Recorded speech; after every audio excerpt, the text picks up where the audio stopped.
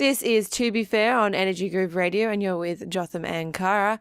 And I'd like to welcome our new special guest who'll be coming on each week and doing a segment with us. Welcome to the show, Chris Stead from Grab It Magazine. Great to be here, Cara. So I'm really excited to have you on the show each week.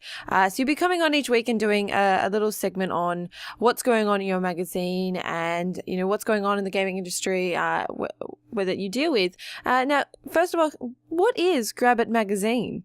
Well, I mean, Grab It is focused on the indie gaming scene, and any of the gamers that are listening will know that indie gaming's really had a big boom over the last couple of years, especially over the last year or so since the next-gen consoles launched and Steam has taken on such a huge role in the gaming industry. So Grab It is focused on talking about those indie games and giving those indie games the kind of AAA coverage that I used to give to games like Call of Duty and Assassin's Creed when I worked for previous mags.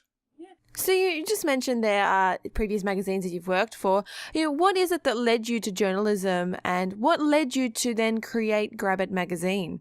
Well, I started playing games like everybody as a kid, and I've always been a writer and writing about lots and lots of things. And you know, naturally, the love of gaming and being a writer kind of came together when I was in my teenage years. And when I kind of left university, I was already kind of writing reviews for magazines like N64 Gamer and Hyper Magazine, and even very early version of GameSpot website back in the 90s. And then kind of just went from there, and I've been doing it ever since. So it's about 17 years now, and I've worked for most of the major magazines and brands in the world of video gaming over those years, and launched a lot of magazines and run a lot of websites. Wow, so you've been into it for quite a long time. Now, you're going to be coming on each week with us and divulging some of your experience and your knowledge, and with all the new stuff that's coming out. What is it that we can expect to hear each week from you? Well, you know, Grab It as a brand, and Grab It's an iPad digital magazine as well as a website. So we focus a lot on iOS indie games with Grab It. But I don't think we should just focus on the iOS scene. Grab It's starting to branch out into lots of other areas. So we've got lots to talk about in terms of what's the coolest indie downloadable stuff you can download for free and play right now, stuff that might cost you a couple of bucks, stuff that can even go right up and cost some decent moolah if you want stuff like No Man's Sky, which is one of the coolest indies that's coming out this year. It's just absolutely mind-blowing. We've got Star Citizen coming out, which is like one of the biggest budgets we've ever seen on any game. Like, it's GTA-style budget, but it's an indie game. Compliments a Kickstarter. And so we're going to be talking about some pretty big games, some pretty small games, and I reckon there'll be lots to talk about in terms of just general gaming stuff as well, because, you know, I still love my FIFAs and my Assassin's Creeds and my Call of Duties as well.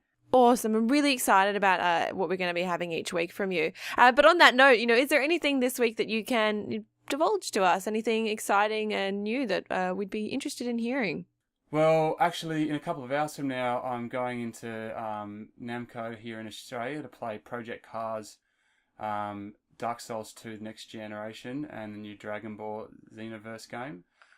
So in a couple of hours from now, I'll be enjoying those titles. I'm really looking forward to Project Cars. Yeah. Big car racing fan. I think Forza Motorsport's probably the current king at the moment, overtaking Gran Turismo, and I really want to see how this Project Cars, brand new game, brand new IP, how it's going to hold up against the big guns that are already out there. One of the coolest features it has is Oculus Rift support. So I've got this fantasy of driving the best cars in the world on the best tracks in the world in virtual reality, and I don't know if that'll be playable today. I doubt it, unfortunately. But I'm pretty amped for the game, and Dark Souls doesn't need much of an introduction, so the fact that it's going next gen isn't a surprise. I'd kind of been given the tip off about 6 months ago that was going to happen, but I still can't wait to see it in HD glory.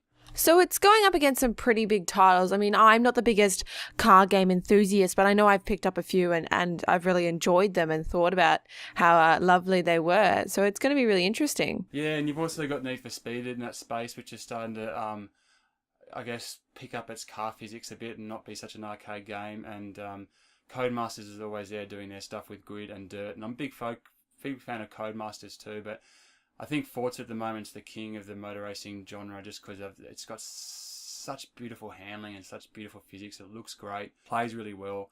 They've just announced Forza Motorsport 6 actually, which will be coming out later this year. It's tying into the release of the new Ford GT supercar. No one knows what's going on with Gran Turismo. It's just kind of really lost the momentum that it had in the PS2 era, where it was the biggest thing in racing, and kind of handed the advantage to Xbox there, but you can't rule them out. They know what they're doing. So the next Gran Turismo is probably going to be the Ducks Nuts as well. So you mentioned just before, was it Darksiders? No, not Darksiders, unfortunately. No. Darksiders is... Or is it Dark Side of something? No, I was talking about Dark Souls. Oh, Dark Souls. That's one. Yeah. But and Dragon Ball Xenoverse, which is the new Dragon Ball fighting game. I have friends that would froth at the mouth for a new and really good in-depth Dragon Ball game. And you've got to be really deep into the the whole mythology they've built there to really get the most out of it. But it's at the end of the day, it's just a really fun 3D fighting game. Really over the top. Like you can do some just the moves you pull off can like rip the whole ground apart, and it's got that kind of over the top anime vibe.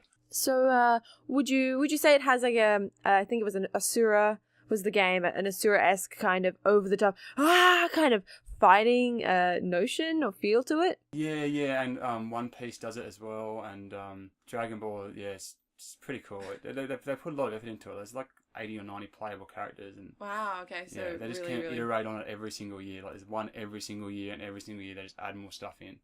Okay, so we'll see what they've got in store. So the next one is just before you mentioned Dark Souls, was it? Yeah, so Dark Souls, Dark Souls Next Gen. I mean, you mentioned Dark Souls before, because Dark Souls is pretty, I think, a really, really amazing game, and the guys who made it, Vigil, I'm pretty sure who it is, they got kind of disbanded after THQ went down, and they reformed, and now the people who bought the Dark Souls IP, which is a company called Nordic, have since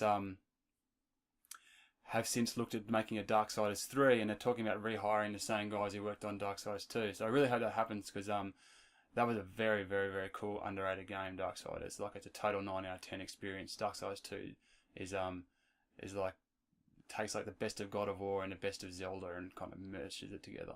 I've played a little bit of Darksiders personally, and I really like the fighting style with it. I find it very, very fluid and natural, very similar to the Alice in Wonderland game that was created. I found just the fighting system was so natural and flowed so smoothly, very similar to Prototype. And it's one of the things that I personally liked about it, and I know that a lot of people really liked Darksiders too. It's got a really good that Darksiders 2, which is well worth picking up in the bargain bin if you've still got your 360 or PS3. Is got a really good sense of progression as well. So as you go on, you get you've really got to focus on your stats and your armor and level up correctly if you want to. And then because it's very open world in a way, and you can go into dungeons and just get absolutely hammered. But it feels like you're always getting better. It feels like you're getting better gear. It feels like you're going up, and the visual style is really, really, really good, and there's a decent story there as well. It's a top game, so I really hope Darksiders 3 happens. But I'm not seeing Darksiders today. So one of the ones you mentioned that you were getting a chance to play today was Dark Souls 2. Dark Souls 2, I'm seeing today the next generation version. Yeah. And which has all this extra content in as well. And I'm seeing Project Cars, and I'm seeing Dragon Ball. So there'll be a couple of games to talk about next week. Yeah, awesome, great. Looking forward to talking about it with you next week. But lastly, how can people find your magazine? Look, www.grabitmagazine.com. So grab it magazine. .com is the place to go. We've got like regular news stories every single day on what's happening on the indie scene. And you'll find links there to our apps on the App Store. If you've got an iPad, I totally recommend checking it out. We were a finalist in the International Digital Magazine Awards this year because we're just pushing the tech as far as it can possibly go. So even if you're not really that down with iOS gaming and you just want to check out a really, really cool games magazine, I totally recommend check it out. I'd like to thank you for being here with us this week, and I'm really looking forward to having you on each week to talk to us about the magazine. Awesome, looking forward to it. And for any of our listeners that are wondering about how they can get a copy of Grab It magazine or find out about it, we will put the link up to their website and links to the app in the App Store. You can find it on our Facebook and our Twitter. It's just @ToBeFair with 2 E's.